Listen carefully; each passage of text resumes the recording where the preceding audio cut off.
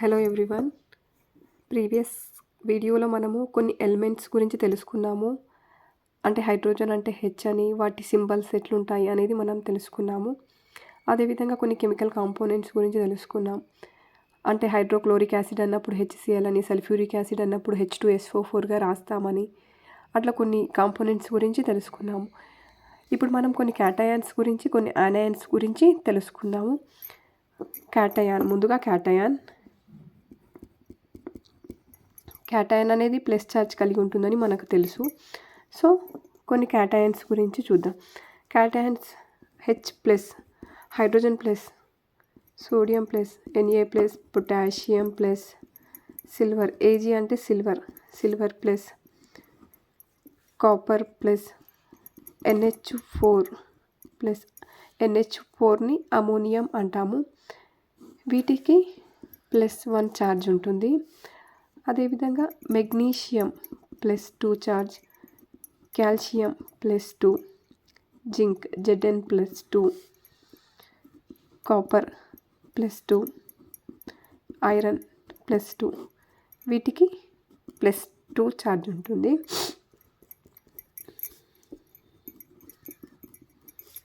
అదేవిధంగా aluminium +3 charge, iron +3 charge. ఇక్కడ మనకి కాపర్ అనేది +1 ఛార్జ్ కలిగి ఉంటుంది, +2 ఛార్జ్ కూడా కలిగి ఉంటుంది. ఐరన్ అనేది +2 ఛార్జ్, +3 ఛార్జ్ కలిగి ఉంటుంది. కాపర్, ఐరన్ అనేవి ఒకటి కంటే ఎక్కువ సంయోజకతను, మోర్ దెన్ 1 వేలెన్సీలను ప్రదర్శిస్తాయి. వేలెన్సీని సంయోజకత అంటాము. అదేవిధంగా కొన్ని యానయాన్స్ హెచ్ మైనస్ని హైడ్రైడ్ అంటాము. హెచ్ ప్లస్ ఉన్నప్పుడు హైడ్రోజన్ అంటున్నాము, హెచ్ మైనస్ ఉన్నప్పుడు హైడ్రైడ్ అంటున్నాము. Chloride, bromide, iodide, OH minus hydroxide, NO3 minus, వీటికి -1 ఛార్జ్ ఉంటుంది. అదేవిధంగా oxide -2, sulphide -2, CO3 -2 carbonate, SO4 -2 sulphate, Cr2O7 -2, వీటికి -2 ఛార్జ్ ఉంటుంది.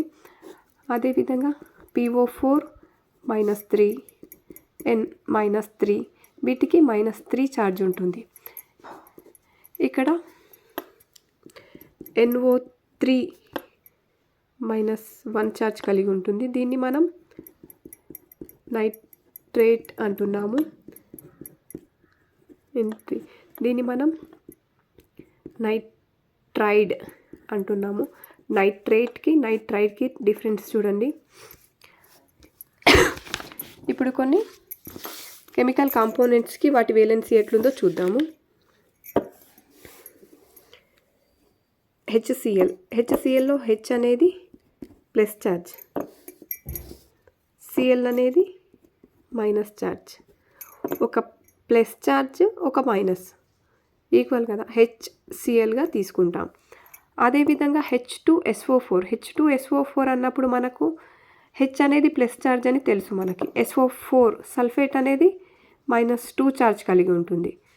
సో ఇక్కడ -2 ఉన్నప్పుడు ఇక్కడ +2 కావాలి కదా, కాబట్టి రెండు హైడ్రోజన్లను తీసుకుంటాం. H2SO4 +2 charge, -2 charge. ఓకే, ఇక్కడ హెచ్ఎన్ఓ3లో మనకేముంది, హెచ్ అనేది plus charge, NO3 minus charge కలిగి ఉంటుంది, నైట్రేట్.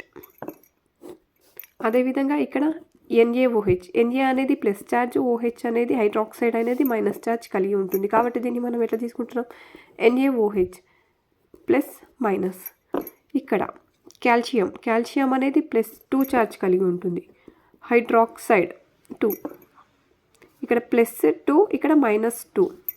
అదేవిధంగా మెగ్నీషియం +2 ఛార్జ్, ఇక్కడ హైడ్రాక్సైడ్ అనేది -1, కాబట్టి రెండు హైడ్రాక్సైడ్లని తీసుకుంటాం. ఇక్కడ NH4ని మనం అమోనియాగా తీసుకున్నాము. అమోనియం ప్లస్ ఛార్జ్, హైడ్రాక్సైడ్ అనేది minus charge. KOH potassium hydroxide అనేది మనకు K ప్లస్, OH అనేది మైనస్. ఇప్పుడు సోడియం బైకార్బోనేట్, సోడియం అనేది ప్లస్ ఛార్జ్, హైడ్రోజన్ అనేది ప్లస్ ఛార్జ్. ఇక్కడ CO3 కార్బోనేట్ అనేది -2 ఛార్జ్, కాబట్టి 2 ప్లస్ 2 మైనస్. NaHCO3 సోడియం బైకార్బోనేట్నే మనం ఏమంటాము, బేకింగ్ సోడా అని అంటాము. ఇక్కడ Na2 ఇక్కడ +2 ఛార్జెస్, CO3 -2. ఇక్కడ Na ప్లస్ ఛార్జ్, Cl అనేది మైనస్ ఛార్జ్. ఇక్కడ Na2CO3ని సోడియం కార్బోనేట్ని వాషింగ్ సోడా అని కూడా అంటాము. Sodium chloride Na+Cl. ఇక్కడ మళ్ళీ కొన్ని చూడండి, CO3 కార్బోనేట్ పైన -2 ఛార్జ్ ఉంది. ఆక్సిజన్ వచ్చేసి మనకి ఇక్కడ ఎన్ని ఆక్సిజన్స్ ఉన్నాయి, 3. ఒక ఆక్సైడ్ -2 అన్నప్పుడు 3 ఆక్సిజన్స్ ఉన్నప్పుడు ఎన్ని అవుతున్నాయి మనకు, 6.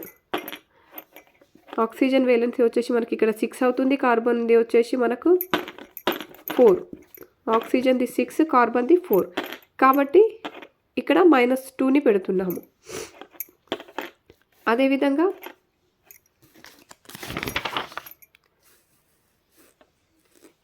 ఇక్కడ PO4 ఉంది. PO4 అన్నప్పుడు మనకు ఆక్సిజన్ వచ్చేసి మనకు 8 అవుతుంది.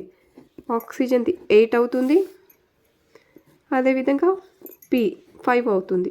కాబట్టి -3గా తీసుకుంటాము. ఇక్కడ కూడా SO4లో ఆక్సిజన్ వచ్చేసి 8, సల్ఫర్ వచ్చేసి 6, కాబట్టి ఇక్కడ -2. సో మీకు అర్థమైందని అనుకుంటున్నాను. Thanks for watching.